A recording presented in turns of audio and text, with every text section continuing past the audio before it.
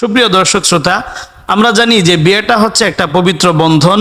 এই পবিত্র বন্ধনটা মৃত্যু পর্যন্ত অটুট থাকুক, অবিচল থাকুক, এটা কিন্তু ইসলামের কামনা, এমনিভাবে সব স্বামী স্ত্রীরই কামনা। তো বিয়ের বন্ধনটা যেন অটুট থাকে, অবিচল থাকে, ডিভোর্স বা তালাকের দিকে যেন বিয়ের সম্পর্কটা না গড়ায়, এজন্য কিন্তু বিয়ের আগে আমাদেরকে বেশ কিছু প্রিপারেশন নিতে হবে। এরপরে এই প্রিপারেশন নিয়ে যদি আমরা বিবাহটা করতে পারি, ইনশাল্লাহ এই বিয়েটা লাস্টিং করবে, বিবাহ ইনশাল্লাহ মৃত্যু পর্যন্ত এই সম্পর্ক অটুট অবিচল এমনিভাবে সুদৃঢ় থাকবে। সুপ্রিয় দর্শক শ্রোতা, বিয়ের ক্ষেত্রে আমাদেরকে 3 ধরনের প্রিপারেশন নিতে হয়। 1 নম্বর হচ্ছে মেন্টাল প্রিপারেশন বা মানসিক প্রস্তুতি, 2 নম্বর হচ্ছে ফিনান্সিয়াল প্রিপারেশন বা আর্থিক প্রস্তুতি, 3 নম্বর হচ্ছে ফিজিক্যাল প্রিপারেশন বা শারীরিক প্রস্তুতি। এর মধ্যে ফিজিক্যাল প্রিপারেশন এটা কিন্তু বেশ গুরুত্বপূর্ণ, এই বিষয়ে সর্বশেষ আলোচনা আসবে।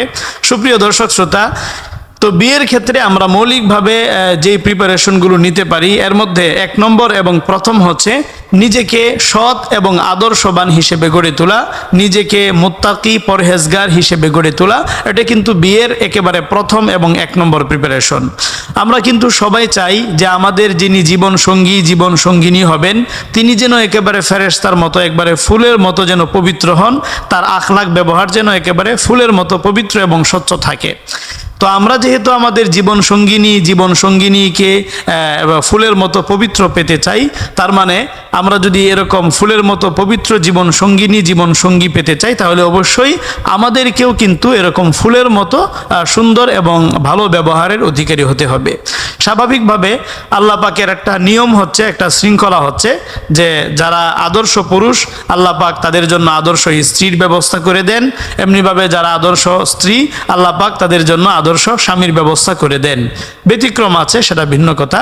এ ব্যাপারে আল্লাহ পাক পবিত্র কোরআনে বলছেন, আল খাবিসাতু লিল খাবিসিন ওয়াল খাবিসুনা লিল খাবিসাত ওয়াত তাইয়িবাতু লিত তাইয়িবিন ওয়াত তাইয়িবুনা লিত তাইয়িবাত। আদর্শ স্বামীর জন্য রয়েছে আদর্শ স্ত্রী, এমনিভাবে আদর্শ স্ত্রীর জন্য রয়েছে আদর্শ স্বামী। আর দুশ্চরিত্র খারাপ স্বামীর জন্য রয়েছে খারাপ স্ত্রী, খারাপ স্ত্রীর জন্য রয়েছে খারাপ স্বামী। তো এখান থেকে কিন্তু পরিষ্কার এটা বোঝা যাচ্ছে যে আমরা যদি আমাদের জীবন সঙ্গিনীকে আদর্শ হিসাবে পেতে চাই, তাহলে অবশ্যই আমাদেরকে আদর্শ স্বামী হতে হবে, আদর্শ স্ত্রী হতে হবে, নিজেদেরকে পরহেজগার এবং মুত্তাকি হিসেবে গড়ে তোলা। এটা হচ্ছে বিয়ের 1 নম্বর প্রিপারেশন। 2 নম্বর যে প্রিপারেশনটা লাগবে, সেটা হচ্ছে বেশি বেশি আল্লাহর কাছে দোয়া করা। আল্লাহ পাকের কাছে সব সময় চাওয়া যে আল্লাহ, তুমি আমাকে এমন জীবন সঙ্গিনী দাও যাকে দেখলে আমার চোখ জুড়িয়ে যায় এবং আমার জীবনটা যেন শান্তিময় হয়। এজন্য সবসময় আদর্শ স্বামী এবং আদর্শ স্ত্রীর জন্য আল্লাহর কাছে দোয়া করা। এই বিষয়ে আল্লাহ পাক পবিত্র কোরআনে সূরা ফুরকানের 74 নম্বর আয়াতে বলে দিয়েছেন, ওয়াল্লাযীনা ইয়াকুলুনা রব্বানা হাব লানা মিন আজওয়াজিনা ওয়া যুররিয়াতিনা কুররাতা আয়ুন ওয়াজআলনা লিল মুত্তাকিনা ইমামা। আল্লাহ পাকের কাছে যারা সবচেয়ে প্রিয় এবং আল্লাহ পাকের মহব্বতের পাত্র, তাদের মধ্যে এক শ্রেণীর মানুষ হচ্ছে তারা যারা সবসময় আল্লাহর কাছে দোয়া করে যে আল্লাহ, তুমি আমাদেরকে এমন সন্তান সন্ততি, এমন স্ত্রী বা স্বামী দাও, জীবন সঙ্গিনী দাও যাকে দেখলে আমার চোখ জুড়িয়ে যায় এবং আমাদেরকে মুত্তাকি হিসাবে তুমি কবুল করে নাও। তাহলে দেখা যাচ্ছে যে আদর্শ স্বামী বা আদর্শ স্ত্রী, আদর্শ জীবন সঙ্গিনী, এটা কিন্তু আল্লাহ পাকের কাছ থেকে চেয়ে নিতে হয়। এজন্য সবসময় আল্লাহর কাছে আদর্শ জীবন সঙ্গিনীর জন্য দোয়া করা, এটা হচ্ছে বিয়ের 2 নম্বর প্রিপারেশন। এরপরে বিয়ের 3 বা 3 নম্বর প্রিপারেশন হচ্ছে যে দায়িত্ব এবং কর্তব্য সম্পর্কে জ্ঞান লাভ করা। আমি একজন স্ত্রী হিসেবে আমার স্বামীর প্রতি আমার কি কি করণীয়, কি কি দায়িত্ব, কি কি কর্তব্য, সেই বিষয়গুলো কিন্তু আমাদের জানা থাকতে হবে। আমি একজন স্বামী হিসেবে আমার স্ত্রীর প্রতি কি কি দায়িত্ব, কি কি কর্তব্য, কি কি করণীয়, এই বিষয়গুলো কিন্তু আমাদেরকে জানা থাকতে হবে। অধিকাংশ ক্ষেত্রে দেখা যায় যে তালাক বা ডিভোর্সের দিকে বিয়েগুলো গড়ায় মূলত স্বামী স্ত্রী পরস্পর অধিকার সম্পর্কে, এমনিভাবে দায়িত্ব কর্তব্য সম্পর্কে না জানার কারণে। তো একজন স্বামী তার স্ত্রী থেকে কি কি অধিকার পান, এমনিভাবে একজন স্বামী তার স্ত্রীর থেকে কি কি অধিকার পান, এই বিষয়ে পূর্ণাঙ্গ আলোচনার লিঙ্ক ডেসক্রিপশনে দেওয়া থাকবে, সেখান থেকে আপনারা দেখে নিতে পারেন। তাহলে বিয়ের ক্ষেত্রে আমরা 3 নম্বর যে প্রিপারেশনটা নিব, সেটা হচ্ছে আমার জীবন সঙ্গিনী বা জীবন সঙ্গীর আসলে কি কি অধিকার আমার থেকে প্রাপ্য, সেই বিষয়টা আমাদেরকে জানা থাকতে হবে। এরপরে বিয়ের 4 নম্বর প্রিপারেশন হচ্ছে যে পাত্র পাত্রী নির্বাচনের ক্ষেত্রে আমাদেরকে দিনদারিতা, এমনিভাবে ধর্মীয় মূল্যবোধ, এমনিভাবে নীতি নৈতিকতা, আখলাক, ব্যবহার, এই দিকটাকে প্রাধান্য দিতে হবে। আমাদের দেশের অনেকেই আছে যে ছেলে যদি টাকা পয়সা ভালো থাকে, ছেলের আর্থিকভাবে সচ্ছল হয়, তাহলে কিন্তু আমরা আর কোনো কিছু দেখি না। এমনিভাবে মেয়ে যদি শারীরিকভাবে সুন্দর হয়, শারীরিক সৌন্দর্য ভালো থাকে, তাহলে কিন্তু আমরা আর কোনো কিছু লক্ষ্য করি না। কিন্তু এই ছেলেটা সে কি অনৈতিক কোনো কাজের সাথে সম্পৃক্ত কিনা, সে কি ইয়াবা, গাঁজা বা মাদক দ্রব্যের সাথে সম্পৃক্ত কিনা, এই দিকটা কিন্তু আমরা খুঁজে বের করি না বা চেষ্টা করি না। এমনিভাবে মেয়ে কি আখলাক, এমনিভাবে মেয়ের স্বভাব চরিত্র সেটা ভালো কিনা, সেই বিষয়গুলো কিন্তু আমরা দেখি না।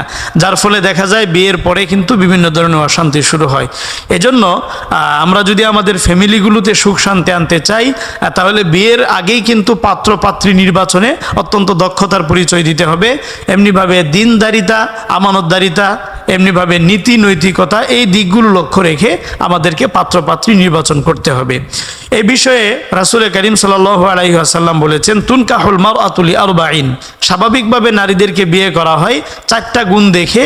এর মধ্যে তুমি যেই দিকটা দেখবে সেটা হচ্ছে ফাজফার বিজাতি দিন, তুমি দিনের দিকটাকে প্রাধান্য দাও, তার নীতি নৈতিকতা, তার আখলাক, ব্যবহার, এই দিকটাকে তুমি প্রাধান্য দাও, তাহলে তুমি জিততে পারবে, তাহলে তুমি ঠকবে না।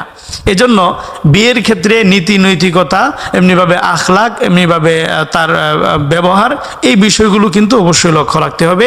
ছেলে পক্ষ মেয়ে পক্ষ দুই পক্ষেই আখলাক, ব্যবহার, এমনিভাবে ছেলেটা বা মেয়েটা কতটুকু ভদ্র, সেই বিষয়টা বিবেচনা করে কিন্তু আমাদেরকে পাত্রপাত্রী নির্বাচন করতে হবে। এটা বিয়ের 4 নম্বর প্রিপারেশন। বিয়ের 5 নম্বর প্রিপারেশন হচ্ছে তালাকের মাসআলা মাসাইল সম্পর্কে জ্ঞান লাভ করা। বিশেষ করে মানে কোন কথাগুলো বললে তালাক হয়ে যায়, এমনিভাবে একসাথে 3 তালাক দেওয়া যাবে কিনা, অথবা কোন অবস্থায় কিভাবে কোন স্টেপগুলো মেনটেন করে তারপরে তালাক পর্যন্ত যেতে হয়, তালাক পর্যন্ত যাওয়ার আগে স্বামী স্ত্রী তাদের করণীয়গুলো কি কি, এই সম্পর্কে কিন্তু জ্ঞান লাভ করতে হবে। আমাদের সমাজের অনেক বিবাহ বিচ্ছেদ ঘটে মূলত তালাক সম্পর্কে পূর্ণাঙ্গ জ্ঞান লাভ না করার কারণে। আমরা এমন হুটহাট অনেক কথা বলে ফেলি যে কথাগুলোর কারণে তালাক হয়ে যায়, ডিভোর্স হয়ে যায়। এরপরে দেখা যায় যে আমরা মানে অনেক ধরনের ডিপ্রেশন, টেনশন ফিল করি। এজন্য বিয়ের আগে তালাকের মাসআলা মাসাইল সম্পর্কে জ্ঞান লাভ করা, এটা বিয়ের 5 নম্বর প্রিপারেশন। এরপরে বিয়ের 6 নম্বর প্রিপারেশন হচ্ছে আর্থিকভাবে কিছুটা স্বাবলম্বী হওয়া এবং হালাল কোনো পেশার সাথে পুরুষ বা স্বামী সম্পৃক্ত থাকা। কারণ আপনি যখন বিয়ে করছেন, বিয়ে করার পরপরই কিন্তু আপনার স্ত্রীর সকল দায় দায়িত্ব আপনার হাতে চলে এসেছে। স্ত্রীর 4টা ফিনান্সিয়াল অধিকার বা দায়িত্ব আপনাকে কিন্তু পালন করতে হবে। এর মধ্যে 1 নম্বর হচ্ছে স্ত্রীর মোহরানা প্রদান করা। আল্লাহ পাক পবিত্র কোরআনে বলছেন, ওয়া আতুন নিসা সাদাকাতিহিন্না নিহলা, তোমরা প্রশান্ত চিত্তে, তোমরা খুশি মনে তোমাদের স্ত্রীদেরকে মহারানার টাকা পরিশোধ করে দাও। এমনিভাবে স্ত্রীর অন্ন, বস্ত্র, বাসস্থান, এগুলোর ব্যবস্থা করা, এটি কিন্তু একজন স্বামী হিসেবে স্বামীর দায়িত্ব। এজন্য এই ফিনান্সিয়াল বা অর্থনৈতিক যে দিকটা, এটা কিন্তু অত্যন্ত গুরুত্ব সহকারে বিবেচনা করতে হবে এবং হালাল যে কোনো পেশার সাথে অবশ্যই সম্পৃক্ত থেকে স্ত্রীর যে অর্থনৈতিক অধিকারগুলো আছে সেগুলো অবশ্যই পালন করতে হবে। সর্বশেষ 7 নম্বর যে প্রিপারেশন, সেটা হচ্ছে শারীরিকভাবে সুস্থ থাকা। স্বাভাবিকভাবে আমি বিয়ে করার পরে আমার স্ত্রীর অধিকার বা হক, শারীরিক যে চাহিদা আছে সেটা আমি পূরণ করতে পারবো কিনা, এই বিষয়ে কনফিডেন্স থাকা এবং মানে বিয়ের পরে যেন কোনো প্রবলেম না হয় বা আমি আমার স্ত্রীর হক যেন সঠিকভাবে আদায় করতে পারি, এজন্য শারীরিক যতটুকু সক্ষমতা থাকা দরকার, এই সক্ষমতা অর্জন করা এবং শারীরিক সক্ষমতা নষ্ট হয়ে যায় এই জাতীয় সব কাজ থেকে বিরত থাকা। বিশেষ করে ব্লু ফিল্ম, এমনিভাবে মাস্টারবেশন বা অশ্লীল ছায়াছবি, এগুলো দেখার মাধ্যমে কিন্তু পুরুষের যে স্বাভাবিক সেক্সুয়াল শক্তি সেটা কিন্তু নষ্ট হয়ে যায়।